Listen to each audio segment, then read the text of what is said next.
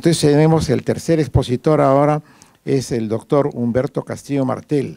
Él es médico psiquiatra, profesor universitario, ha sido director del Instituto Hideo Noguchi y tiene una vasta experiencia en problemas relacionados con investigación en salud mental. Y en 15 minutos nos va a plantear ahora la reforma de la atención de la salud mental en el Perú, un quinquenio de innovaciones es sostenible. El doctor Humberto Castillo tiene la palabra por 15 minutos. Muchas gracias.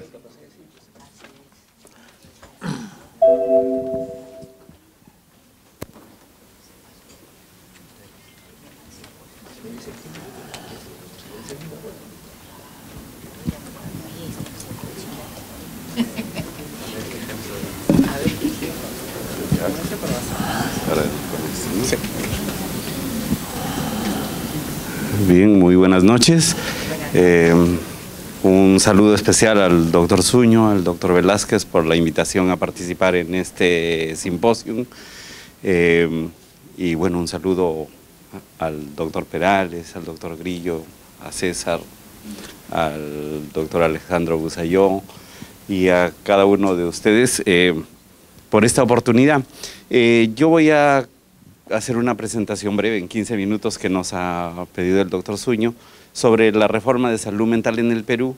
Le hemos denominado un quinquenio de innovaciones sostenibles que vamos a tratar de sustentar en estos breves 15 minutos. El tema de salud mental no es un tema que va apareciendo en la agenda y hemos puesto esto como que la salud mental saliendo de las sombras y poniéndose en la agenda global de desarrollo. Como percibimos todos, o sea, la salud mental de alguna manera se quedó rezagada cuando la medicina moderna empezó a acelerar en su desarrollo y la salud mental, digamos, quedó un poco rezagada porque la medicina moderna se planteó prácticamente, se enfocó sobre el cuerpo y separó cuerpo-mente, se dedicó a comprender el cuerpo, a intervenir en el cuerpo, a resolver los problemas que ocurrían en el cuerpo y la mente quedó como desconectada del cuerpo. Entonces, a lo largo de estos años lo que estamos viendo es como un ponerse al día de eso. Entonces hubieron algunas cosas claves para ir saliendo de las sombras. Una fue este tema de la epidemiología psiquiátrica, que uno de sus pioneros en el país, el doctor Perales, ¿no? Y ahora el doctor Saavedra, con múltiples estudios, nos demostraron que había una altísima prevalencia de los problemas de salud mental, pero a partir de ir estableciendo criterios de inclusión y exclusión que permitía cuantificar, definir los casos y cuantificarlos. Al punto que hemos encontrado que aproximadamente una de 4 o de 5 personas cada año tiene un trastorno mental, lo cual son cifras realmente alarmantes, ¿no?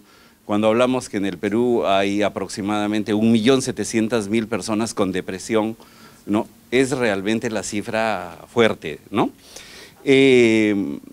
Luego tuvimos otro indicador con mucha potencia, que fue el tema de los años de vida perdidos por discapacidad y por muerte evitable, ¿no? Y uno de los autores, el doctor Velázquez, también ponen de manifiesto que la principal causa de carga de morbilidad son las enfermedades neuropsiquiátricas, y encontramos que la depresión, por ejemplo, es la principal causa de pérdida de años de vida saludables entre el grupo de entre 15 y 44 años en el Perú actualmente. Entonces, como que la epidemiología psiquiátrica nos va poniendo en el rostro frente a nosotros esta inmensa problemática. Y que se termina siendo muy vinculada a la producción, a la economía, al desarrollo, a la calidad de vida, y eso es lo que están atendiendo ahora globalmente, ¿no? Hace poco hubo una reunión, una cumbre ministerial en Londres con ministros de salud que ya buscándose hacerse cargo del problema, ¿no? Y una serie de eventos ya internacionales donde se pone en prioridad la salud mental, por ejemplo, también en la PEC, ¿no? En organizaciones de la economía, o sea, los que van presentando el tema van siendo más los economistas ahora que los propios salubristas, por decirlo así. Pero también ocurrieron cosas importantes, como por ejemplo una eficacia razonable de los psicofármacos.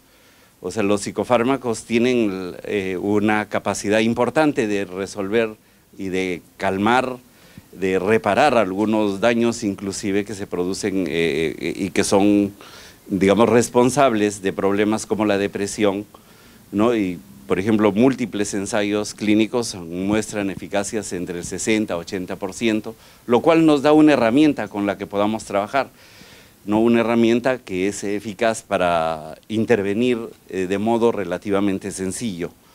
Pero también, más allá de los psicofármacos, también desde hace algunas décadas, el planteamiento de una salud mental comunitaria que corresponde o que va más allá de este planteamiento que tal vez era lo único que se tenía hace algunas décadas atrás, que tenía que ver con el sistema manicomial, un sistema de disciplinamiento que era la forma de más o menos calmar los problemas o los trastornos severos en el campo de salud mental. ¿No? Más allá de eso, se encontró que las intervenciones muy pegadas a la comunidad pueden ser muy eficaces para controlar estos y otros problemas de salud, aún los más severos. Entonces se pueden controlar con la intervención comunitaria, con la acción comunitaria. También lo que hemos visto en las últimas décadas es un gran desarrollo de las neurociencias. No, ahora podemos tener evidencias más claras de cómo funciona el cerebro, quizás, digamos, como todo el cuerpo, como toda la biología, tiene algunos paradigmas en los que se basa, digamos, o sea, el sistema osteomuscular se basa mucho en la mecánica, por decirlo, o el cardiovascular en las dinámicas de fluidos.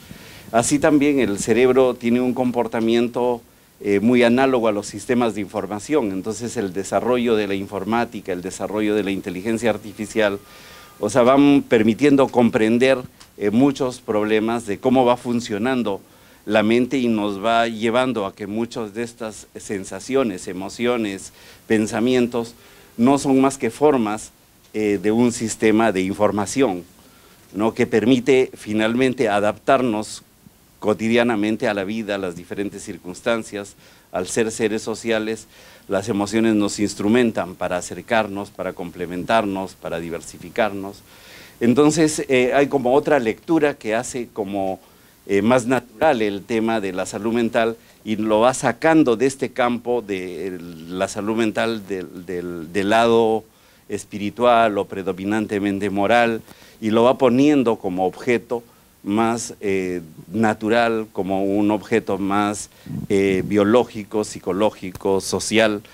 Y esto se complementa con los paradigmas de la complejidad, o sea, la propia comprensión de la realidad ahora está más centrada, digamos, en la comprensión de la codificación, de la información, más que de la propia estructura como criterio de objetividad. O sea, el paradigma de que la objetividad es lo que se ve, tal vez se va quebrando frente a los paradigmas de la complejidad, donde el tema está principalmente en la organización, de cómo se organizan las cosas, y eso va abriendo posibilidades de articulación cada vez más próximo entre lo biológico, lo psicológico, lo social, simplemente como formas diferentes de codificación de la experiencia, del comportamiento o finalmente de los procesos de adaptación, ¿no? Entonces, frente a esto, ¿qué va pasando digamos, con la salud mental? ¿Cuáles aparecerían como sus desafíos importantes y pragmáticos, digamos?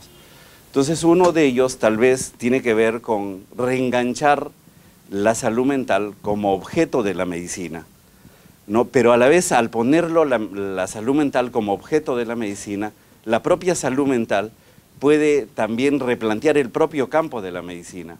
Y eso se va viendo, por ejemplo, a través de todo este desarrollo de la psiconeuroinmunoendocrinología, donde vamos viendo, o sea, que los problemas de salud mental y de somático prácticamente no aparecen como diferentes, que cuando las personas se deprime con todo el cuerpo, digamos, ¿no?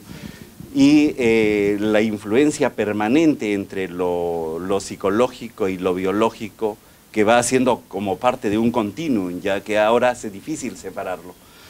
Y luego también es el cómo incorporar la salud mental en la salud pública, como objeto de salud pública. La salud mental ha estado más en las páginas policiales, ha estado más en la criminología, ¿no? O en la religión, ¿no? Pero muy poco en la salud pública. Entonces, ¿cómo, por ejemplo, hemos podido pasar por alto cosas tan manifiestas como, por ejemplo, el suicidio? El suicidio, o sea, 1000 personas se suicidan en el Perú al año y seguimos pensando que se suicidan porque se pelearon con la pareja o porque les va mal en la vida, ¿no? Cuando hay clara evidencia que el suicidio es parte de un proceso patológico, de un proceso psicopatológico. Entonces, y por tanto es un objeto de intervención de la salud pública, es un problema de salud pública, más que un problema policial o un problema moral, ¿no? Ese es el desafío, digamos, que tenemos que enfrentar desde la salud mental. Y entonces, ¿cómo es que se ha venido haciendo en el país? ¿Qué ha pasado? Entonces, la pregunta que nos formulamos en esta investigación es qué está pasando con la salud mental en el Perú, pero sobre todo nos enfocamos en este quinquenio, porque en este quinquenio ocurrieron cosas que realmente nos sorprendieron, ¿no? Fueron ocurriendo cosas muy rápido, muy fácil, fluían las cosas, ¿no? Y lo que teníamos es la experiencia digamos, de actores de la salud mental luchando desde hace más de 30 años por colocar fuertemente la salud mental como política pública, y resultaba difícil, se avanzaba como que apenas. Y en este quinquenio han ocurrido cosas como muy rápidas, ¿no? Y entonces queremos en esta investigación, o sea, revisar qué ha pasado, cuáles son los factores de avance de estas innovaciones, ¿no? Y cuán sostenibles son. Entonces, esta investigación, para el simposio, o sea, nos basamos en 5 investigaciones que hemos desarrollado en el marco del Centro de Investigación en Salud Mental de la Universidad Cayetano Heredia, ¿no? Y entonces vamos a como repasar brevemente o plantear algunas de estas innovaciones que se han dado en el campo de la salud mental en su intento de imponerse en la agenda de la salud pública, ¿no? Entonces, una de las cosas que tal vez ya para la mayoría ya no va siendo extraño son los centros de salud mental comunitario. Estos son pequeños centros, ¿no? Donde generalmente hay 1 o 2 psiquiatras, en algunos 3, ¿no? Un equipo de 3, 4 psicólogos, en general un personal de 20 personas. Yo estoy trabajando ahora en uno de ellos, ¿no? Que es una casa en Chorrillos, es una casa común, una casa alquilada, ¿no? Y estos centros empezaron a funcionar, ¿no? Y eso es lo que primero, lo que llama la atención es que funcionen, ¿no? Entonces, en el 2015 se implementaron 22 centros. Se propuso 22 y se implementaron los 22. Fue demasiado fácil, digamos, que se implementaran, ¿no? Nosotros nos concentramos este primer estudio en uno de los primeros centros, que fue el de Caraballo, donde había 30 personas que trabajaban ahí. Pero lo que encontramos es que en el primer año de funcionamiento ya habían tenido más de 20.000 atenciones. Entonces la cosa como que funcionaba, era aceptada por la gente, ¿no? Y lo otro es que estos centros fueron creciendo rápidamente, ¿no? Y de 22 a mediados del 2016 subieron a 29 en el 17, se desaceleró un poco, ¿no? Luego más o menos 40 a mitad de este año, ¿no? Pero se espera que en el 2021 tengamos 250 centros. Es decir, da la impresión que los centros pegaron, ¿no? Y están funcionando, y eso encontramos desde el análisis del primer centro de salud mental. Otro componente que resulta interesante también es que cómo la atención de la salud mental se puede incorporar en la atención primaria de salud. O sea, la idea era que las personas, los médicos en general, y digamos el personal de salud, como que dejaba la atención de salud mental aparte, no lo quería atender, no lo podía atender, y era por este fuerte estigma. Pero lo que encontramos es que las personas, cuando había un acompañamiento, cuando había una aproximación, más que capacitación, motivación, porque lo que es extraño que la psicofarmacología es relativamente muy simple, no frente, por ejemplo, a los antihipertensivos e incluso los antibióticos, pero los médicos no manejaban los psicofármacos. Y entonces más tenía que ver con el estigma, y cuando uno va aproximándose a ellos y les va demostrando en la cancha que esto funciona, lo van haciendo, y lo van haciendo muy rápido. Entonces lo que se demostró es que sí los profesionales de salud sí pueden incorporar la atención de la salud mental en su práctica cotidiana.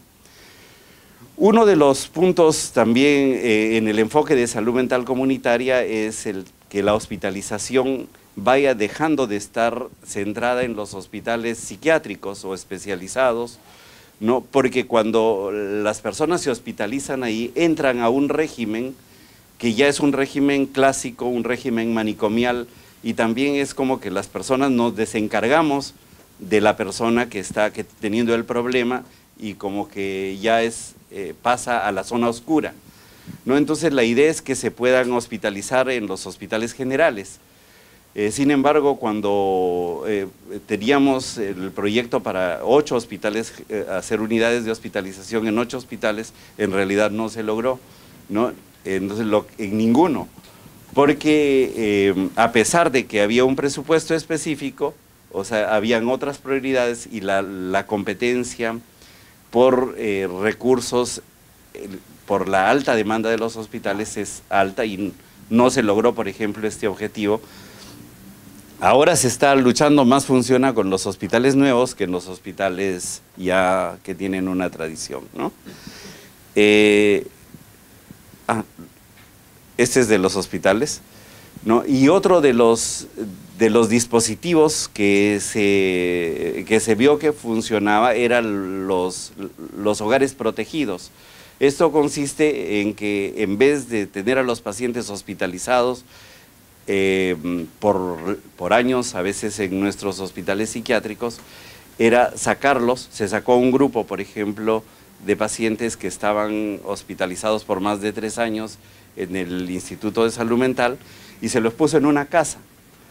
Y en la casa las personas, cambió su dinámica, porque las personas salían a comprar el pan, sacaban la basura, empezaron a vender su choclito con queso, ¿no? Y les cambió la dinámica, se rehabilitaron mejor, incluso algunos retomaron sus estudios en la nocturna, ¿no? Cosas que es imposible de hacer en un ámbito de un hospital psiquiátrico, ¿no?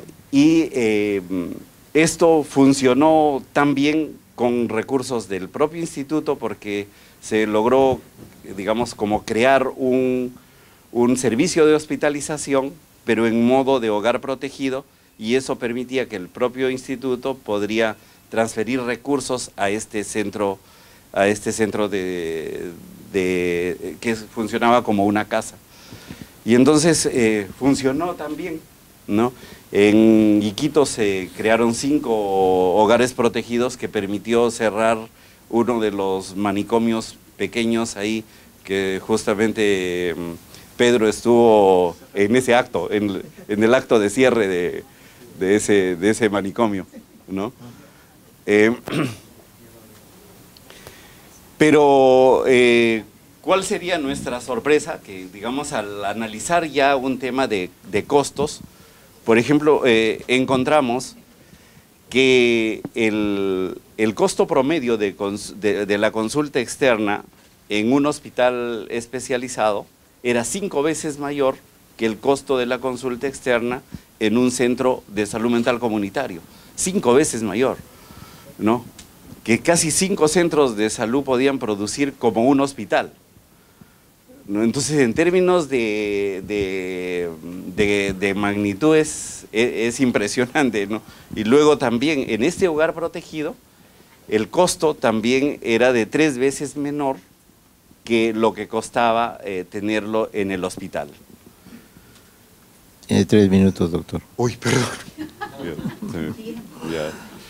Entonces, ¿cuál fue, digamos, uno de los elementos claves en esto? Fue el incorporarse a nuevas formas de financiamiento. Porque lo que decía Aníbal hace un rato, o sea, tenemos que luchar por conseguir un financiamiento, porque para que te financien algo tienen que dejar otra cosa. Pero cuando nosotros, y eso fue la innovación clave y central, que nosotros utilizamos otra nueva fuente de financiamiento. Entonces, una de ellas fue el presupuesto por resultados, para lo cual había que mostrar evidencia al MEF de que la salud mental sí se podía medir, ¿no? Y sí podría haber evidencias de las intervenciones.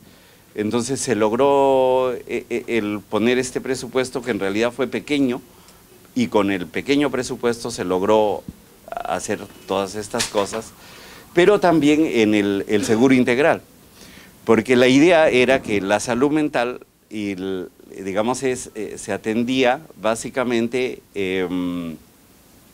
digamos, el psiquiatra, valoraban la intervención como si fuera una consulta, y las consultas médicas en los seguros están valoradas muy poco.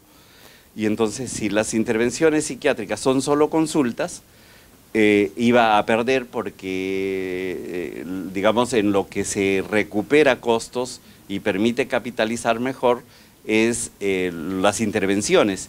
Y dado que en salud mental no hay intervenciones usando tecnologías externas, entonces estaba condenada al fracaso. El Seguro Integral reconoció que la consulta psiquiátrica no era solamente una consulta de diagnóstico, sino era una intervención. Al reconocerlo como intervención, lo valoró diferente. Al valorarlo diferente, se convirtió en una fuente de financiamiento importante y en un mecanismo de transferencia de recursos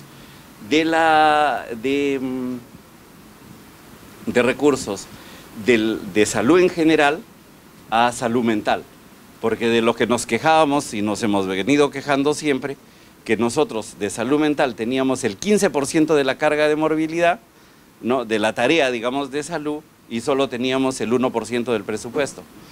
Entonces, el que nos den así, por más que reclamáramos y mostráramos cifras, no pasaba nada. Cuando se instala el mecanismo, por ahí empieza a fluir. Y entonces lo que logramos ver es que con el seguro integral, que tradicionalmente financia hasta el 15% de las intervenciones, en salud mental financiaba hasta el 30%. Pero esto llevó además a que el paciente, que era el paciente estigmatizado, se convirtiera en el ciudadano asegurado, con derechos. Y el que tenga el derecho a la atención, o sea, llevaba una serie de cosas protectoras de sus derechos y de empoderamiento, que ya no tenían la fuente desde la ética, que sí era importante, sino también se complementaba con una fuente de derecho que venía por el seguro. Pero además esto permitía, llevaba a que se tenía que medir la producción, y entonces permitió también la modernización de los servicios de salud. Entonces, una hipótesis principal que manejamos es que estos cambios realmente sí son sostenibles, ¿no? Que la salud mental se ha mantenido en la agenda política, ¿no? Que tiene mucho que ver con los cambios sectoriales, con cómo funciona el sistema, ¿no? O sea, no se trata solamente de empujar este bulto de la salud mental, sino es en los rieles en el que va, y fluyó muy bien en los rieles del Seguro Integral de Salud, incluso del Instituto de Gestión de Servicios de Salud, porque permitió que se creara, por ejemplo, una red metropolitana de servicios de salud mental, y que el conjunto de la red busque hacerse cargo de toda la problemática de salud mental territorial, ¿no? Eso es lo que demostramos en esta investigación. Hay más transparencias, pero no hay tiempo, ¿no? Entonces esto es lo principal que queríamos plantear. Gracias. Muchas gracias, doctor Castillo.